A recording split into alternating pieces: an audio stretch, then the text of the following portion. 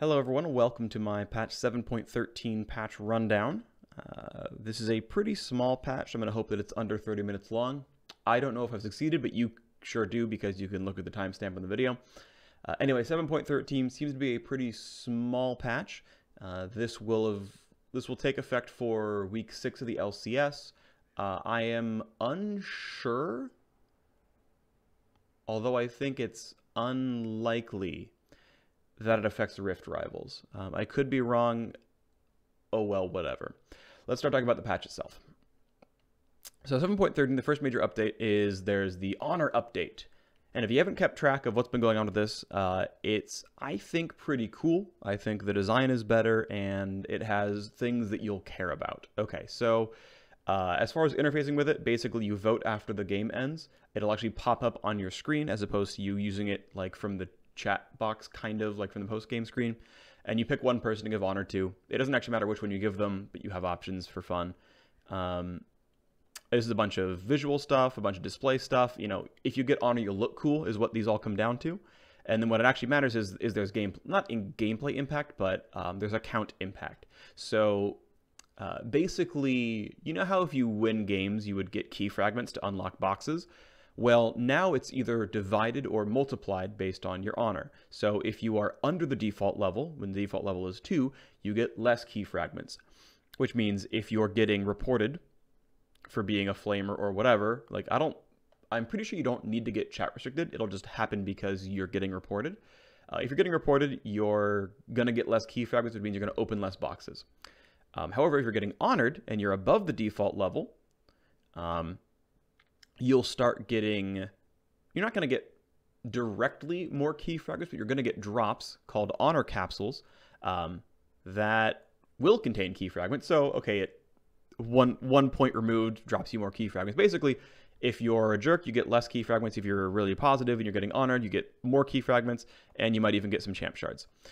So that's cool, and skin shards. So that's pretty sweet. Great, so people should be nice to each other. You hope to get honor.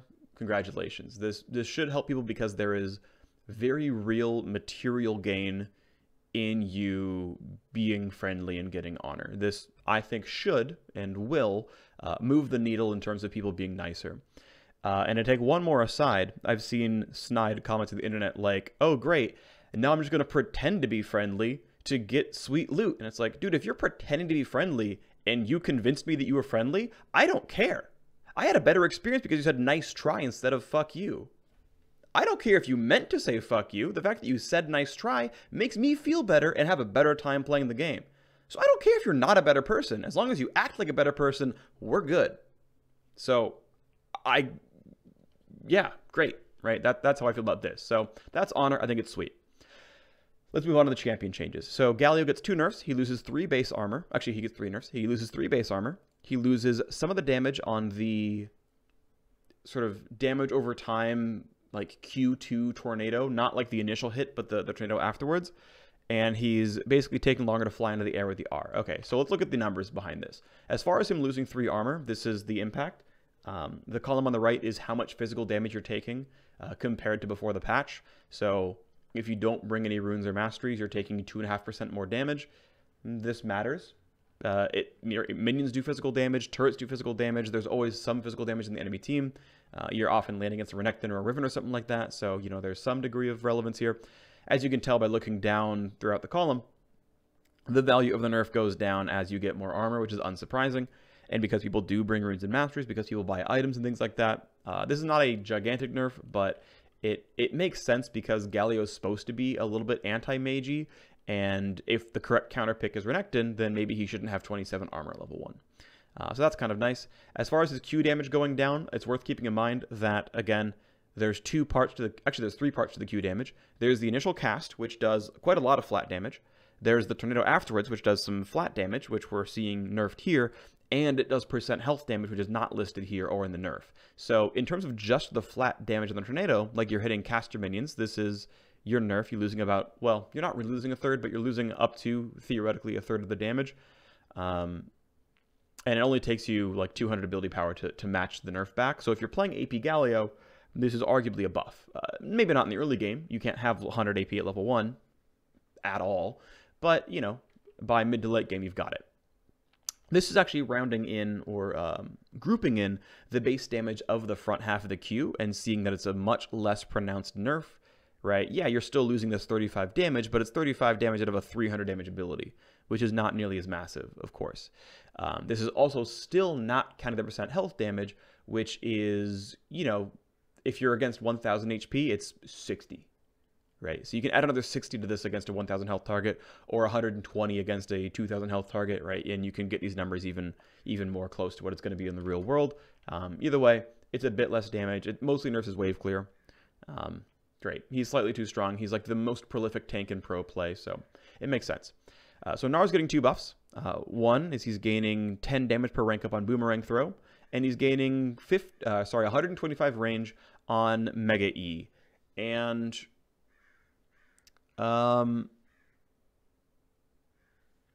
I'm uncertain, actually, if this affects, when you have 100 rage as Gnar, and you're still mini Gnar, and you jump forward using the hop, you will, and you bounce off a target, you'll bounce off, transform, and then you'll land with, like, Mega Gnar E. And I'm not sure if this affects that second hop or not. I don't know. I'm assuming not because it wasn't listed anywhere, but there's a chance. Either way, this actually, this buff right here mostly helps if you're not a great Gnar player. Because a lot of the time, if you're a good Gnar player, you get to 100, you hop forward, you don't use crunch, you just use hop and it bounces, and then you're Mega Gnar. Although it is entirely possible to be Mega Gnar, get in the middle of a team fight around for 5 seconds, and then crunch in somewhere. And I mean, either way, it's a buff, right? It matters. As far as the Boomerang Throw buff, this is not as big of a buff as it looks like. It looks like it's gaining 40 damage, and while it is, it's worth pointing out that it has a significant base damage. Because keep in mind, Gnar Q has, I think it's like a 1.1 or 1.2 total attack damage ratio. And because of that, there's a significant... Right, there's much more base damage than you expect, because this says it does 5 damage, and then over here at level 1 it does 63. Right, so there's, you know, several hundred damage by endgame that's not being counted for. And keep in mind, he's gonna buy Black Cleaver, he's gonna buy Frozen Mallet, he might even buy Blade of the Ruin King at some point. So the actual value of this buff is less than you think, but you can see you're getting, you know, 10 to 15% more damage as a result of this buff, which again doesn't suck. It's still useful, it's still damage, and that's great. But he's getting a lot of damage from autos, a lot of damage from hyper. This is not nearly as big of a buff as you're going to think. Now, I think Gnar is reasonably viable. That said, we weren't seeing him. I think we saw exactly 1 or 2 Gnar games in all of the North American LCS, all split. Lorlo brought him out against a Renekton. I don't remember if he's been played elsewhere, but I haven't, not that I know, but maybe he has been seen. So you can make the case that he's theoretically viable, but no one's trying to play him. So, you know, this is a small buff. Again, it's 15% more damage in some cases. Goes down as you buy more items. Great. Good for him. Now, Kennen is getting pretty significant changes. So, first off, his W, which is the empowered auto attack shuriken throw, is losing its total attack damage ratio, getting a bonus attack damage ratio that is sometimes lower, sometimes higher than the old one. Right, it's 0.6, which is the rank 3 version. It's gaining an AP ratio, and it's getting flat damage instead of this flat attack damage ratio.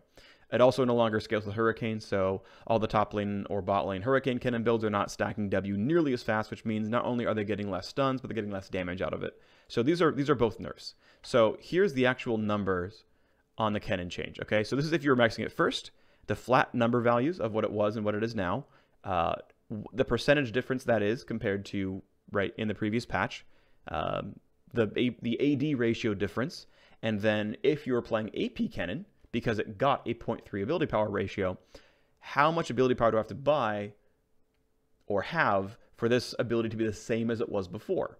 And then if you maxed it first, you have numbers, and if you maxed it second, you have numbers, because there's attack damage ratios, you need to look at that pretty closely. Okay, well, top Kennen and bot Kennen, AD Kennen I should say, maxed it first, and you're losing about somewhere between 1/4 and 1/3 of your damage in the early game. As time goes on, you are landing a lot more, you know, just real basic attacks and whatnot, and, you know, when you're using a couple of different Zeal items and you're critting and whatnot, you know, the value of this goes down slightly. But again, it's stacking slowly, more slowly. It's losing up to half its damage. Even in the end game, if you wanted to play AD Kennen, it got a lower AD ratio. honestly, it's weird. These numbers feel too low to me. I would have personally liked to see this look a bit more fair. That said, it was arguably overpowered. It was one of, if not the most prolific top laner in pro play. And at the end of the day, it lost, 13 damage every several auto attacks. Like, even though these numbers look big, W was not your primary damage contribution. So, like, the fact that W lost damage here is really not that big of a deal. It's really, really, really, really not. Because keep in mind, before Hurricane, this had to take you 5 or 6 auto attacks anyway. So, I mean, okay, I do, 23 less damage. But if I do 23 less damage over 5 auto attacks, that's 4 damage per auto. Like, oh well. The Hurricane interaction certainly matters into the mid to late game and whatnot. But basically what I mean by this is I don't think it kills AD Kennen. I think AD Kennen is obviously weaker, but a lot of the things that AD Kennen did, he still does. And so I'm not convinced this destroys the champion or destroys that play style. As far as the ability power buff, again, it doesn't take that much. It's pretty much impossible to not have 100 ability power at level 11 or something like this. AP Kennen got buffed here. And you can see with his Lightning Rush buff, getting another 0.2 AP ratio, AP Kennen got buffed again. And what's nice is AP Kennen typically is missing out on wave clear compared to AD Hurricane Kennen. And so Lightning Rush being a nice AoE tool, you are much more likely to get some value out of this. Okay, great. Let's move on. Changes to Kha'Zix, basically losing some base attack damage, base damage in the queue, losing some bonus AD ratio, and then gaining isolation bonus. As we quickly look at that, it's, oops, sorry, this is in the wrong spot. Here's the Kha'Zix change. Basically, it does about 90% as much damage until they're isolated, in which case it does about the same damage. So I heard people on the internet say it was a compensation buff. It's more just the non-isolated damage got nerfed. Now, I'm a little surprised by this because I didn't think Kha'Zix was that prolific of a champion. But I guess the goal is to make him sharper in terms of, no, really, you're not successful unless you're isolating. So as far as the Q changes, right, it's a nerf unless you're isolating. So this is the Q changes are a net nerf, right? Again, these numbers, this difference is too small to really matter. This right here, like this basically is not a change.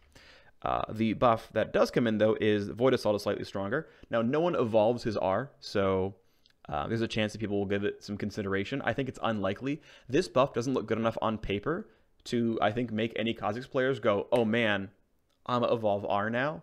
I think it's very unlikely. That said, it is stronger. You're basically gaining 1/5 invisibility duration in all cases. So, I mean, it's nice, right? This is clearly a buff, but I don't think this does almost anything at all to Kha'Zix. This feels a little strange that it even exists in the patch notes. Kindred got some buffs that look cool and aren't as actually amazing as you might think. So Kindred's passive range buff stacks faster. The first 4 stacks are the same, but now the 25 bonus range takes 3 stacks instead of 4, which is not as good as you think, and I'll show you in a second. Wolf's Frenzy is getting twice the value per mark. Now that's really nice. It has base damage on it already, but it has both a base damage, like a flat damage value, and a base % health damage. So, this again bumps up its scaling. It's obviously useful, but it's not as insane as you might think. And then Mounting Dread gains 20 damage, which again also has missing health damage on it. So, whatever. So let's look at the Kindred stuff. So this is out of place. Let's go here first. All right, so what this is, as we go through it, right, this is what range she used to have at, 1, 2, 3, 4, 5, 6, 7 through 20. 20 is impossible. You're never going to get 20, but it's there for posterity's sake. How much range Kindred would have in 7.12 versus 7.11. And if it's yellow, it means there's no change. Because, of course, 1 through 6 stacks are identical because you need to get to 7 for it to matter. Green means it's been buffed by 1 tier. It's up 25 range. Blue, which is only exists once, means it's up 50 range. So even though in your mind you're like, wow, instead of 4 stacks, it's 3, that's going to stack so quickly. It's like, well, it matters at 7 stacks, and then not at 8 and 9. It matters at 10 and 11 stacks, but not at 12. And realistically, this is pretty endgame. 12 stacks is a lot, right? That, from my experience, is a lot. So what this change really means is at 3 distinct points during the game, it's a buff. and otherwise it's the same. So this doesn't really feel insane, right? At exactly 3 different stack values, I have 25 more range than I did before. That buff is small, right? That buff is really small. Now, if you're past 12, if you're really into endgame, you've been stacking up, you're guaranteed to be much higher, right? You're plus 25 for a long time. You even get plus 50 if you got 19, that's great and everything. But the amount of yellow on this graph is pretty high. So I don't know. That buff looks better than it is, in my opinion. As far as the W change, I basically said, okay, if your target is at 1,000 current health, how much damage did it do before, and how much damage does it do now? So this counts the base damage. It doesn't count any AD ratios, doesn't count any attack speed scaling, although that would be ambivalent here. So it's damage per hit, with 1 stack before and 1 stack now, and using 1,000 health as the target because you have to pick a number. And you can actually see this is meaningful, right? This buff is like, okay, well at 10 stacks, I have 25 range. Wow, woo-wee. But like, right, if you're sitting here at like 5 or 6 stacks, it's like 30% more damage. That's really, really significant. So Wolf's Frenzy, and keep in mind, this is damage per hit. So like 5 damage is 5 damage per hit, which is several hits over a course of a fight, obviously. This is really, really good. Actually, I think this is the percent health damage only. I'm blanking. I might have forgotten to use the base damage here.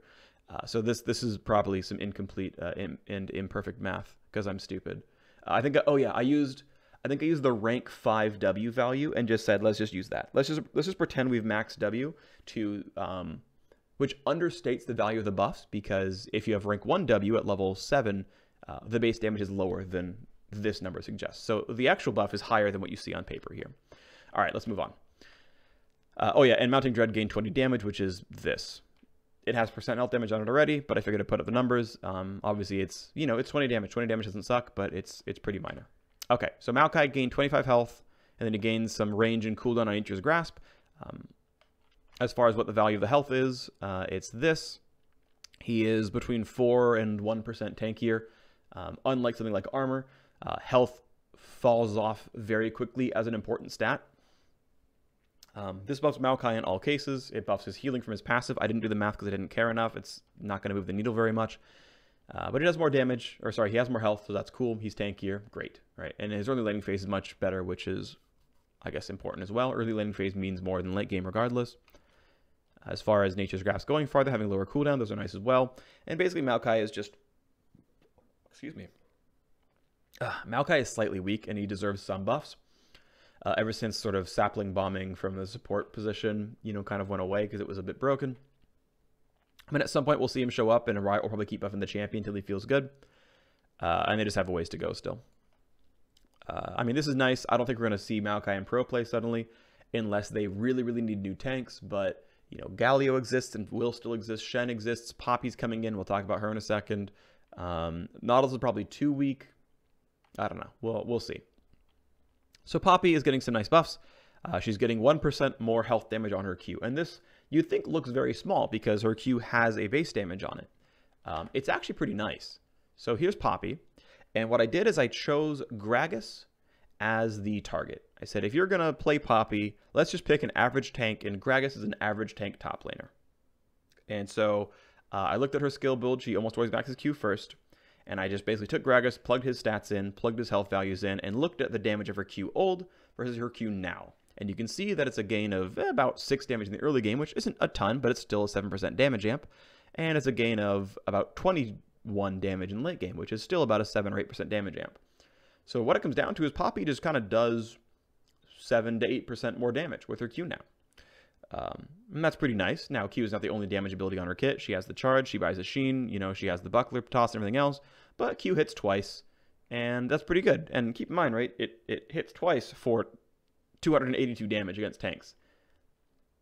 That's pretty good tank busting skill. So that feels pretty nice. I feel like this is a really big buff to Poppy. I think this actually matters. It's her bread and butter damage skill, and it went up 8%, which is, in my opinion, significant. So, cool on Poppy. Again, I don't know if we're going to see her in pro play. Basically, players have to decide, you know what, we really want to see Poppy back in this one. I think she's a good matchup into X, and if they think that, then it'll happen.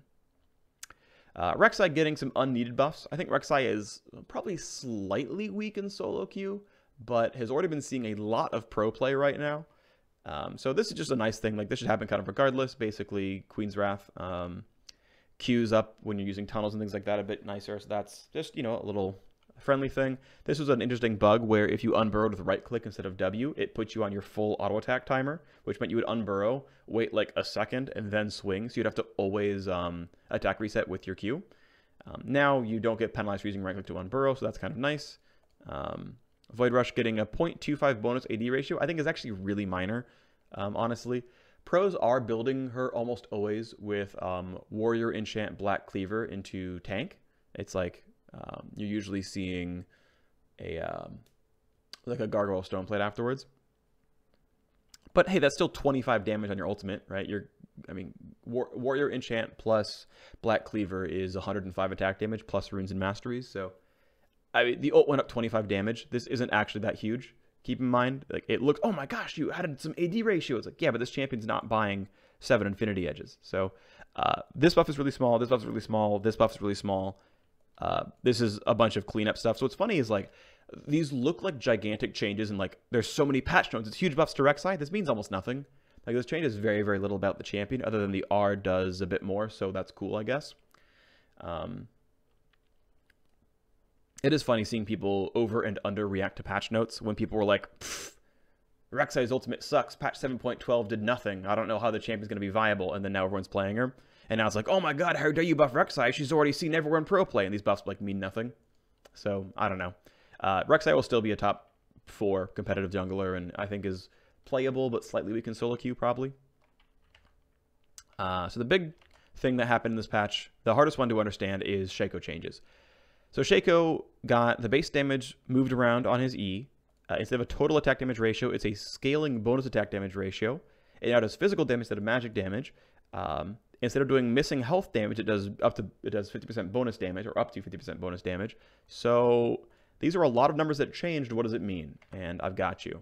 So here's the first half of the changes, which is Shaco's level, the old damage, the new damage, and the new ratio, and how much attack damage you have to buy for this to be better, or at least as good. I mean, anything above this obviously is a buff because the ratio is higher.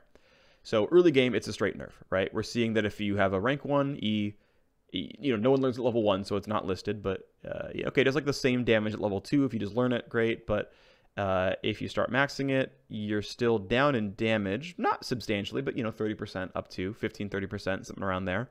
But with the ratio being higher, you don't have to buy that much attack damage for it to make up for it. So, you know, if you're going to play Warrior, Trinity Force, Ravenous Hydra, Shaco, and I've seen a lot of AD Shacos go like, you know, Hunter's Machete into Tiamat first item, into Trinity Force, into finish Warrior Enchant, buy a Static Shiv, finish Hydra. Like, you can get 100 attack damage pretty easily. It's not hard to get that much attack damage. So, if you're playing AD Shaco, the champion's almost the same. If you're buying 150 attack damage, it's stronger, straight up, obviously. So, you know, in sum total, AP Shaco is weaker. Tank Shaco, like Triforce Cinderhulk Shaco is weaker, which is a good thing, because I think Triforce Cinderhulk Shaco is stupid. I think he should always buy Warrior Enchant. That said, I am a pleb bot laner. I don't play Shaco. If you were to max E second, the damages are slightly different. Because so much of the value of the ability is in rank up, it is nerfed for a lot longer. What this means is you're probably, I think, very, very likely to max E first on Shaco as a result of these changes, because it gains 25 damage and because it gains a 0.15 bonus attack damage ratio. You're probably getting a lot out of this. So this, yeah, I think this actually might change his level orders as well. E first was still pretty common, but it's even more common now. Now remember, there's still that second change though, which is 50% additional damage based on missing health instead of missing health damage. Okay, well, what is, and the fact that it becomes physical damage. Okay, so let's look at this. This is using Ahri as your target, just a basic Ahri with no runes, no masteries. So, you know, this would change a little bit based on a real world scenario, but it's close enough to be, you know, pretty reasonable. And it says, okay, if you are going to max, actually, this is actually irrelevant if you were to max E or not, kind of. It says, okay, if Ahri was at half HP, doing 3 to 8% missing health is this much. And again, this is Shaco's level, and I'm pretending it's the same as Ahri's level. That's not entirely accurate, but it's close enough. If you're keeping level with the Ahri, the Shaco and the Ahri the same level, here's the level of Ahri, and based on her HP pool, this is how much missing health damage you would deal if Ahri was at half HP. Right? You get them to half, you throw your 2 Shiv, it dealt a whopping up to 75 damage. Hey, which that's meaningful, obviously. But, you know, your level 4 gank, and you throw your E at the Ahri, who's at half HP, it did 14 missing health damage. Like, it's 14 damage. That's not insane, okay? It's not insane. But what I have here is because it does up to 50% bonus damage, I assumed it's linear scaling. Maybe it cuts off at like 20% or something, but I said, okay, well, if you do 25 bonus damage to the ability, if the base ability damage is this much, it's better than Ahri's missing health damage. Now, a few things to keep in mind. If your target has less health than Ahri, such as you're ganking a Janna or an Ashe, someone in a duo lane, or you're, you know, fighting an underlevel jungler, then this is even better for you. If you're ganking a Maokai or a Gragas or a Nautilus, this is worse. So if they're over-leveled on you, they have more health than an Ahri would, it's, you know, weaker than I'm showing you here. And if they have less health, it's better than I'm showing you here, because missing health damage scales with their health, obviously. But doing bonus damage is good no matter what. So what this is, basically, the reason a lot of these numbers are green is I plugged in the old damage value of the E. If you're maxing E first, it does 50 to 150 damage based on rank. And guess what? This is more than 50 to 150. So if you're E maxing, your E requires a little, you know, a reasonable investment of attack damage to do more damage. It does more damage to injured targets. And in the very early game, in fact, the fact that it's physical damage is a buff, because champions have less armor than MR in the early game. Over time, that goes down, people get more armor, and you might need to buy a Last Whisper or a Black Cleaver or something else, and who knows. But at least it's going to scale with, like, Fervor of Battle or, you know, Lethality. If you're going to buy Yomus and a Serrated Dirk and things like that, then it's, you know, going to buff you in that regard. And honestly, there's a decent chance that Shaco is going to go for a Yomus or a you know, a not Death Stance. Well, he might, but anyway, you see what I'm talking about, right? It's going to scale off his physical damage scaling items. And realistically, it's not that hard to have your E do 220 damage, something like that, right? If we're comparing it to the old damage numbers, right, you're trying to match a 200 damage number with getting 120 bonus AD, and that happens, you know, somewhat frequently. It is a nerf if you can't get a 300 damage E, right? If you don't have your 140 or whatever attack damage you need to make that happen, then okay, there you go. Let's see. If the E does base 150 damage and the ratio is 1.2, if you buy 100 total bonus attack damage, your E is now doing 270. So, I mean, if you don't have 100 bonus attack damage by level 16, you're not playing AD Shaco. Which means that even though these numbers are yellow, again, your break even is doing 100 attack damage. That's going to happen. Okay. I went a little long, but hopefully you understood what I'm talking about. Trundle gets some nice buffs. Trundle can chomp turrets, so his Q is going to do damage and probably give him bonus attack damage by hitting turrets. That's kind of nice, actually. This is sort of how Vi E works as well. The attack comes in so fast, it would often make your second attack feel very slow. So you basically gain free attack speed as a result of using Q, even more than just the basic attack reset. That's kind of nice. Actually, healing from his W as well is pretty sweet, so... it was already giving that to lifesteal, so it's now just for the rest of it, which actually lowers the meaning of this buff a little bit, since it's still going to affect like your ultimate and King's Tribute, the passive, and things like that. Ultimately, just, you know, Trundle slightly more viable. Again, I don't think this really moves the needle very much. I mean, maybe it's a perception buff. People will see this and go, "Oh yeah, Trundle exists," and start playing him more. But this is not going to bring him into viability. If he's played now, it's not because of the buffs. Like, if Trundle starts getting seen everywhere, it's not because of the buffs. These are tiny buffs. These don't matter. Not really. Quick buffs to Xayah. I actually do think that the previous set of nerfs were too much.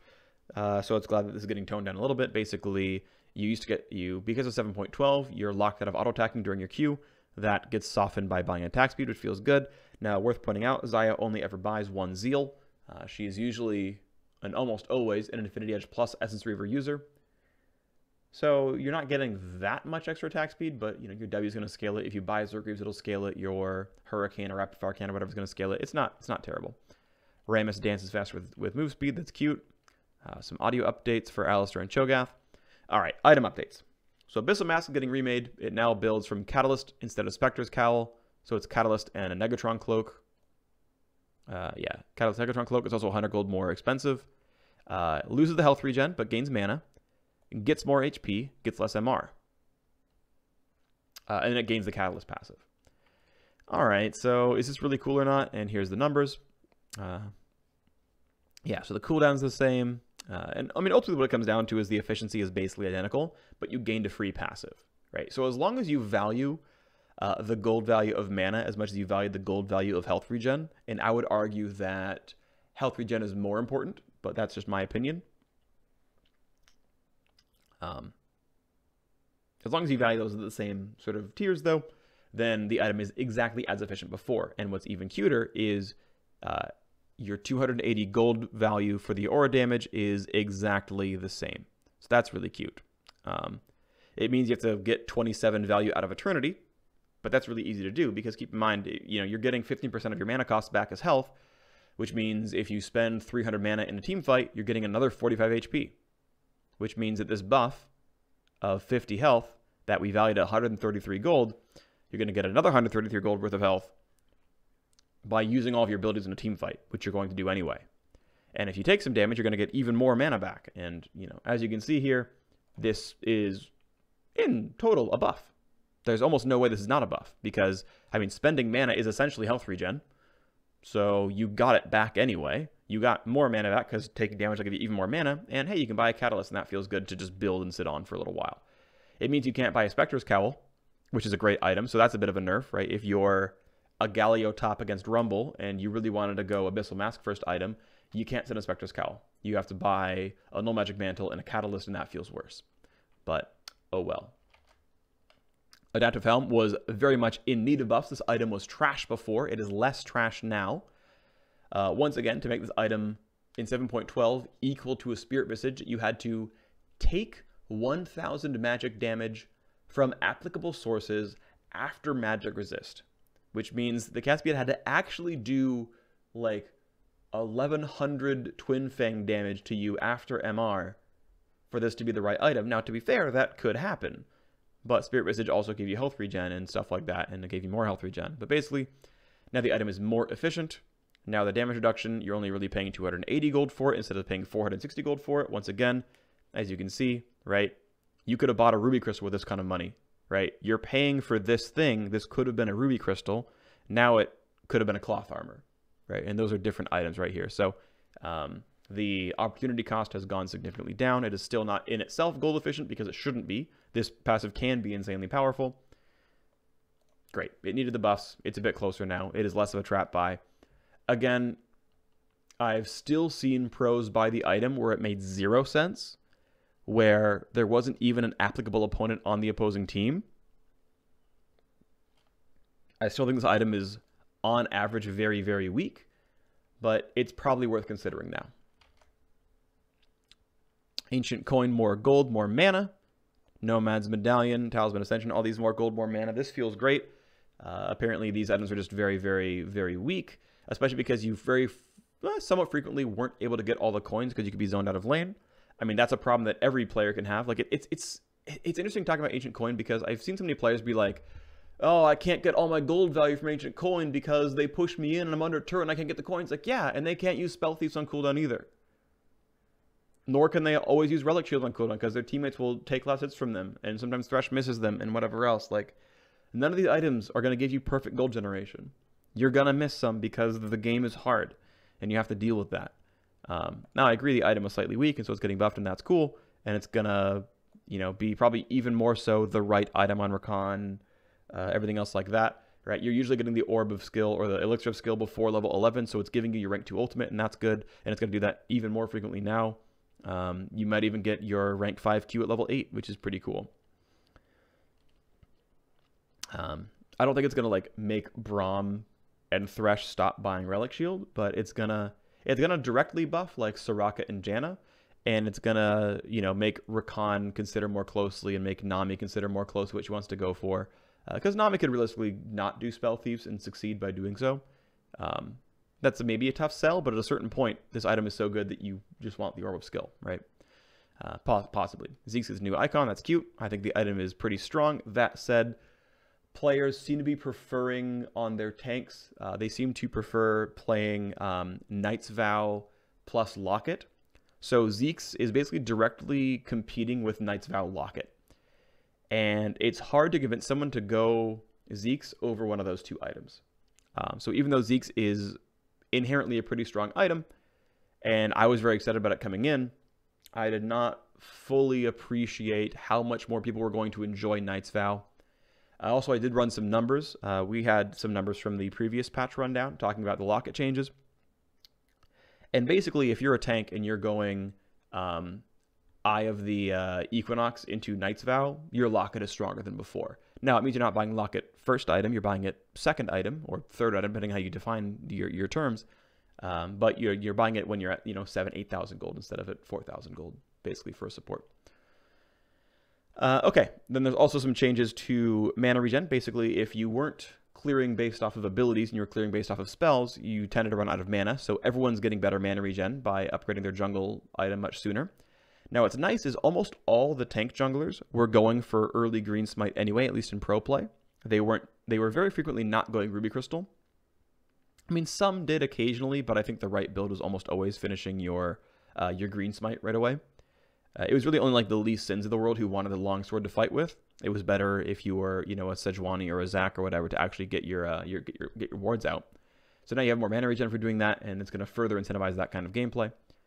Slight nerf to Runic Echoes as a compensation because mage junglers were fine, and I agree. I play a lot of jungle Evelyn. She seems totally reasonable, so I think this is probably just stronger than that in the first place. I could be wrong. I'm not watching that closely. The major changes are that Balmy Cinder is changed, air quotes buffed, depends on how you want to consider it. Basically, it's less health, but it's a lot cheaper, and actually it's buffed its base damage to the non-champions. So what this means is here. You're technically paying slightly more for the burn. You are technically paying slightly more for it, but that said, the burn is stronger, so who cares?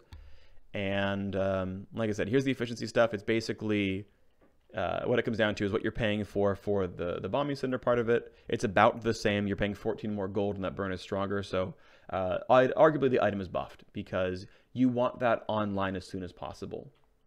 If you could pay 300 gold for just the ignite effect of Balmy Cinders, you would. So the fact that it's getting there more quickly is a very positive thing. So that's a buff. And then the next big change, which is even bigger, is Cinderhulk has less health. So that's a nerf, but it costs 200 gold less. And then it actually got a higher bonus health multiplier, which I'm almost certain multiplies itself. That'd be weird if it didn't. And of course, it keeps the mana regen from above. What this means is Cinderhulk is insane. All right, so again, you got 460 health from the 400 plus 15. Wait, did I do my math wrong? Oh, I think I screwed something up because this should be. Oh no, I'm dumb. No, this is right. Okay.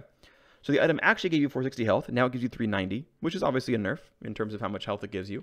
But with the cost going down, it's actually you're paying less for the burn and less for the percent HP right here.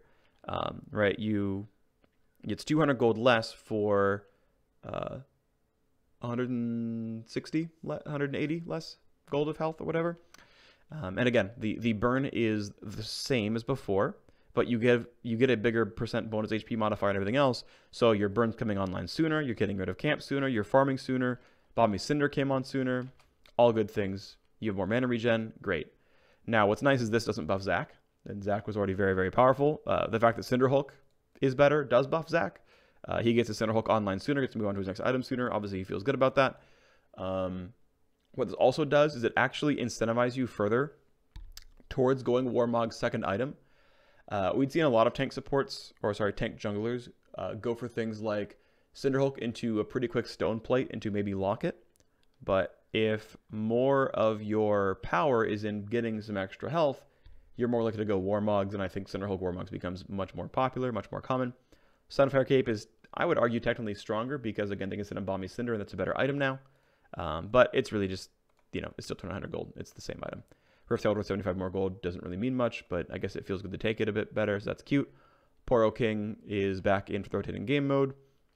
More loading screen tips. Vision score will show on your trinket tooltip. If you didn't know, that came in pretty recently. It's in the post-game stats in the lobby, which is cool. Certain game modes got a random button. A bunch of random bug fixes that really don't matter as far as gameplay. So this occasionally could matter, I suppose. All right, that's going to do it for the patch rundown. I guess the quick TLDR is Honor looks really sweet. It should affect everyone in a positive way. Galio is a bit weaker no matter what. Oh, I didn't mention Hero's Entrance really that well. Basically, you have more time to hit him and stun him as he comes up, but it doesn't actually change the functionality of the ultimate in almost any way. Galio slightly weaker, still obviously viable, still will get picked a lot in pro play. Bit weaker in AD matchups. The wave clear is almost the same. Gnar, meaningful buffs, but this is actually, in my opinion, going to be more of a perception buff than a major change. He's going to gain like maybe 1% win rate. This actually I don't think is huge, but people will try Gnar more and he'll show up as a result. Kennen lost a lot of damage off Electrical Surge, and he lost the Hurricane benefit. I think AD Kennen is still playable. But I think people will just stop trying because this looks bigger than it is because of actually how little of his damage actually came from W. Ultimately, there's compensation buffs for AP Kennen. I think AP Kennen is totally viable. I think it has been viable. I know Marin is very happy because he's been playing it. Kha'Zix basically lost non-isolated damage, but isolated damage is the same. Void Assault is slightly weaker, but it's not going to change anyone's playstyles. Kindred passive buff is not as big as you think. It barely matters. The Wolf Frenzy damage does matter quite a lot, though, so Kindred is going to get a lot more current health damage with stacks. This is actually huge. This is going to buff Kindred by like 2% win rate, probably. Maokai, slight buffs. It's not going to do much. I think people will still consider Maokai weak. I don't think we see him a ton in solo queue, so pros aren't going to try to experiment with him. Maybe because Galio got nerfed. They'll try, but I think the time's going to go here. Poppy's buffs actually matter quite a bit. Her Q does a lot more damage, about 8% more damage total. And this will make pros try Poppy. And if she's not good in scrims, then they won't keep her. But if she does well in scrims, we'll see her once 713 hits pro play. Rek'Sai buffs look bigger than they are. People will keep picking Rek'Sai. Rek'Sai will probably end up being a really frequently banned pick champion in solo queue. She'll probably remain a top 4 pick in pro play, but these buffs don't actually mean almost anything. Shaco, this hurts AP Shaco a lot. A lot.